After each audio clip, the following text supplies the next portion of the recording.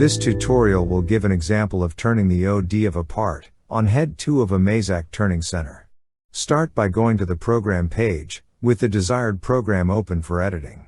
This program is finished on head 1, transferred to head 2, and face to length.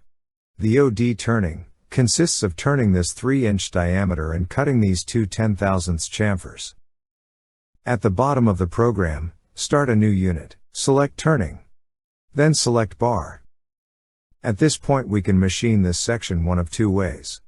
If we choose out, the control would look for a general out tool. We would define the shape as shown, from 1 to 2, then 3.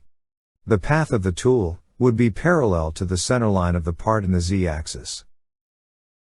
If we choose back, the control would look for a general edge tool. We would define the shape the other way, as shown from A to B to C, and the path of the tool would be perpendicular to the Z-axis. Since I'm clamping on the ID of the part in head 2, I feel the out method parallel to the Z-axis would be safer. Cutting point X would be 6 inches at the OD of the part blank. Cutting point Z would be positive 6 inches at the surface we faced in the previous operation. I'll leave 20/1000ths on the diameter for finish allowance in X, and 5/1000ths on the face for finish allowance in Z. The control has chosen a good tool for roughing the shape. I'll skip priorities and go to cutting pattern. Cutting patterns work exactly the same way on head 2 as they did on head 1. I'll use cutting pattern 0, which will clean up undefined faces.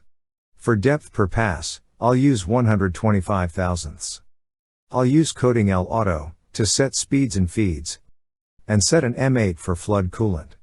I have a better finishing tool in the turret, so I'll highlight the one in the finish tool, and select tool data window. I'll use this tool number 5B, finishing tool. I'll set finish allowance X and Z to 0, so the part will cut to size. And I'll use coding L auto to set my speeds and feeds. Again, I'll set M8 for flood coolant.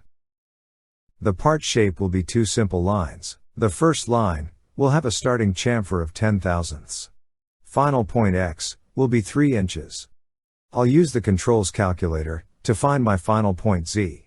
Final point Z will be 6 inches, minus 1.375 inches, or 4.625 inches.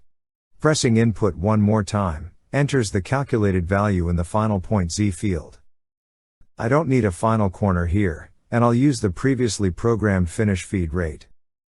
The second line will also have a starting chamfer of 10/1000ths. The 5.95-inch diameter has already been cut in head 1. So, I'll make my final point Z just far enough to create the 10/1000ths chamfer and clear the 15/1000ths nose radius of the tool. I'll use 4.575 inches. Since I used cutting pattern 0, I don't have to define this vertical line. The control will finish it for me automatically. That completes the part definition. If I select the top line of the bar out unit, I can zoom and rotate the part in the graphic window examining my work. At the bottom of the unit, I'll select shape end. Put a temporary end unit on the program. Select program complete, and then go to tool path. As you can see, the tool path is parallel to the center line of the part, and in the right spot. Returning to the program page, I'll delete the end unit, and I'm ready to continue the program.